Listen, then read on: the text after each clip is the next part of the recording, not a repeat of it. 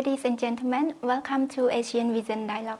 I'm Sreynou, and today it gives me a pleasure to bring everyone to another new topic, which is about Cambodia roadmap for economic recovery in the post-COVID-19 pandemic. And also with the support from our guest speaker, I have the pleasure to have Dr. VONG Pichborei. He's an assistant to senior minister and also a professor to several educational institutions in Cambodia, which is at the Royal University of Law and Economics, at National University of Management, and also other institutions in Cambodia. And without further ado, join me to welcome Dr. Borei to our program. Greetings, Dr. Borei. So welcome to the Asian Vision Dialogue. Yeah. And thank you for being here with us. How are you feeling today? I'm good. All right. So I'm going to raise a few questions with regard to our topic. And I have known that Doctor earned your PhD in economics science and also your master degree also in economics. So I would be glad to hear your insights and also like the knowledge sharing to our audience with regard to the economic recovery for Cambodia, as our government have initiated many policies to recover the economic and social situation in Cambodia. So for the first question that we're gonna talk today, I would like to know the status of the economic progress in Cambodia, because we have learned that the situation in Cambodia now, the COVID-19 situation, gets a lot better compared to the early days of the outbreak. So we would like to know how's the status of economic progress, because government has initiated many policies, including the recent 3 years work plan for economic recovery. Yeah. Okay, thank you. So first of all, it's my great pleasure and honor to be here under the discussion under the topic of implication of post-pandemic recovery plans. So as we can see that by launching the post-recovery plan in the late of 2021, the situation currently have been forecasting by many institutions such as World Bank or ADB. They projected that our economy have positively growth. For example, World Bank, they just recently forecast we will grow like 4.5% this year, and ADB 5.1%. The overall economic situation is recovered. On top of that, we can see the report from CDC, Council for the Development of Cambodia. We have approved 47 projects equivalent to 2,500.02 million USD. That is so the positively growth if we compare to last year, 6.8%. And besides those foreign direct investment, we can see the trade volume growth up to 12 million. So if we compare to last year, of course, it showed the positively grow 9%. And those trade volume increase because of three aspects: agriculture, energy, and these garment and textile industry. Agriculture, of course, it's grow because of the RCEP and Cambodia-China trade agreement. Thanks to our government that take initiative into those two framework, I can say regional framework. And that's all for me, I think. Thank you, Dr. Borei. So another question from our dialogue is that we have known that Cambodia has given significant emphasis on its small medium enterprises, and we would like to know what are the roles of SME in economic development, especially in the context of the social economic recovery. Okay, thank you. It's a very good question. So recently we have already known that our government have placed the attention toward SME either by financing them or giving them the technical. We can see by giving financing through the SME bank and technical from Startup Cambodia. Have you ever heard of that? And SME already play important role in every economic situation, not only in less developed country, but also in developed country as well. It's a backbone economy. It gives a stable growth to the economy. So it creates a job market for the local people. It reduces the gender inequality, youth empowerment, so on and so forth. By stating by the International Federation of Accountants, we can see that SME contribute to GDP to each and every ASEAN member state from 30 to 53%, along with the export 10 to 30%. So it's a very great number toward the GDP. Thank you, Doctor. So I have heard that you said Startup Cambodia. It's really interesting to know about the detail of that. So could you tell us what is Startup Cambodia? What is it? Okay, currently Startup Cambodia have going into phase 2 that have already launched early May this year. And Startup Cambodia is the national framework that put all the stakeholders in one table, having the discussion, concern, issue related to the investment or businesses. And it's ranged from student, institution, and investor that include public and private sector, so that I believe that this framework is work definitely and support SME as well. Anyway, by stating the economic theory, we can say this national framework, so-called this Startup Cambodia, can minimize the coordination failure in the economic, because when, in particular economic, when coordination failure happened, the economic does not grow because the public and private sector did not cooperate together to bring to invest or to bring another new piece to the economic. So that's my idea concerning the Startup Cambodia. Yeah. Oh, so I think I have optimistic about the growth of the Startup Cambodia. So another interesting question. So Startup Cambodia is kind of the digital platform, right? Yes, of course. So with regard to this, we have another question about the government that they aim to build a prosperous post-pandemic economy. So in the area of digital economy, could you elaborate on a little bit how it's transformed to Cambodia economic activity? Okay, thank you. That's also a good question. When we talk about digitalization in the economy or digital era, I believe that people will talk a lot more about advantages or plus point. For example, it will gather all the resource, it will utilize all the resource, make the economy grow effectively and efficiency. But let's look at the other angle, the con side or disadvantages.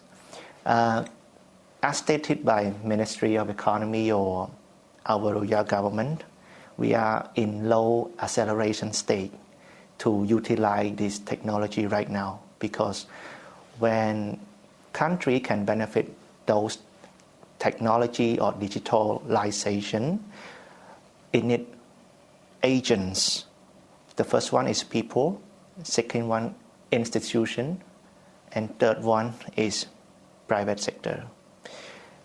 Those three agents are really need to have the technology literacy so that they can utilize or can benefit from digitalization. So currently we can see in ongoing situation in economic activity, fintech industry, financial technology industry play important role in our daily life. We can see I think yesterday or recently, National Bank of Cambodia just launched the CHHOUN, so to support our daily life more convenient by scanning those QR. So in current situation, fintech industry is really outstanding beside all the other sector. So that's how digital era or digitalization in our economy have benefit from it. And in order to make it more, or we can say more digitalized than that, we need people because we have low skill labor. Our labor need to be more advanced in the knowledge of technology so that we can utilize those technology to our labor or worker and to boost the productivity in economic in every prioritized sector that our government have prioritized. Thank you. Thank you, Doctor. So we have learned a lot from you with regard to the economic perspective on the situation and the issue concerning the COVID-19 pandemic. I have learned that besides COVID-19 crisis, we can see many challenges that the region and the world are confronting with. Especially, we can see the political crisis in Myanmar, even the ongoing Ukraine and Russia crisis. Also, like other non-traditional security issues like climate change. Yeah, so it's like there are still many challenges, and Cambodia is no exception that we also face with this issue. So from your point of view, are there any ways that the government can minimize those negative impacts? Okay, thank you. That's a very good question. That the ongoing situation right now across the region, across the globe, have affecting not only Cambodia but every country across the world, especially Russian and Ukraine crisis. So, as to Cambodia perspective, I think as to this year we are the ASEAN chair. Okay, so we need to be, I think, neutral at our best.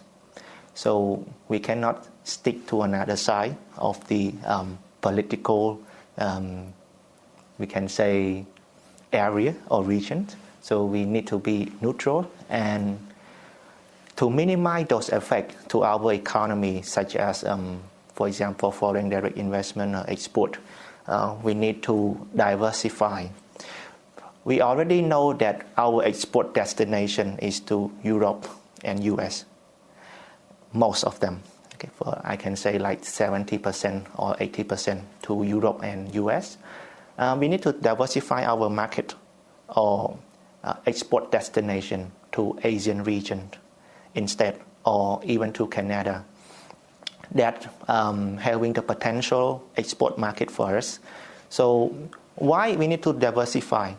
When it comes to Russian and Ukraine crisis, who affect the most is European country. So if we rely on European market, we also get those negative impacts from them as well.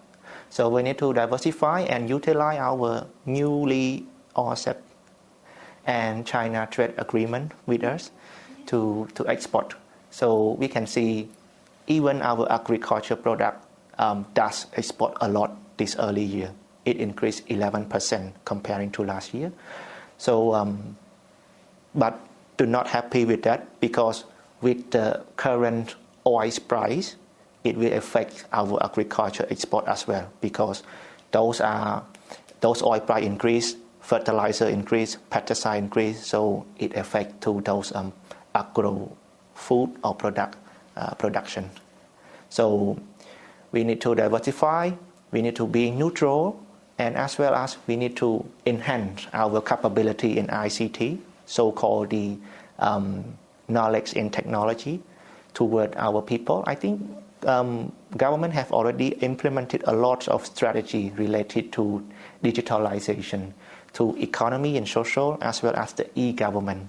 So we are already or we are preparing ourselves toward the new challenge ahead and to achieve our vision in 2050 to be the higher income country status. Yes, thank you. Wow, thank you, Dr. Borei, for your insights. I think that really important that we have a very great initiative from the government as well as the government have prepared everything in advance to address those issues. So another last question, just from your perspective. So we talk a lot about the policy of the government. So from the individual perspective, do you think as citizens, as especially for the young generation, what should we do to support the government to implement the policy in an effective manner? Okay, thank you. That's a very good question. And for the younger generation, not to be, we can say, do not have any concept toward the government policy, so on and so forth. I think government already placed the attention toward startup. The word startup is related to individual startup when you want to run a business, so on and so forth. So those startup Cambodia framework, or we can say national framework, has placed an important point. Even you are a student as well, right? Because Ministry of Economy and Finance also think that students, even in university or even in high school, also the important agents toward the economy. So they need to raise the awareness of how to run a business, entrepreneurship, so on and so forth. Without entrepreneurship, people or citizens in one particular country will definitely fail in the business industry. We can see lots of people might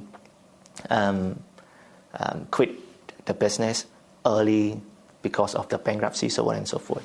So government have played important, but being a citizen, we need to understand when it's come to, we can say, when it's come to the new policy or framework that government have launched, we need to study them, whether those policy or framework giving or benefit to our economy or not.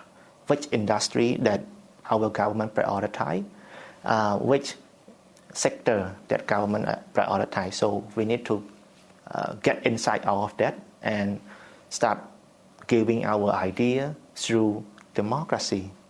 Okay, so we can raise our concern about this policy is not fit with current situation, so on and so forth. As our country is democracy, so every voice from citizen is really matter to conduct or to construct the framework. All right, thank you so much. So thank you, Dr. Borei, for your insights and the time to joining us today. Due to the time constraint, I think that's all the questions that we discussed. So, ladies and gentlemen, the dialogue is coming to an end. I think you enjoy our discussion with the guest speaker and hope to see you in the next episode.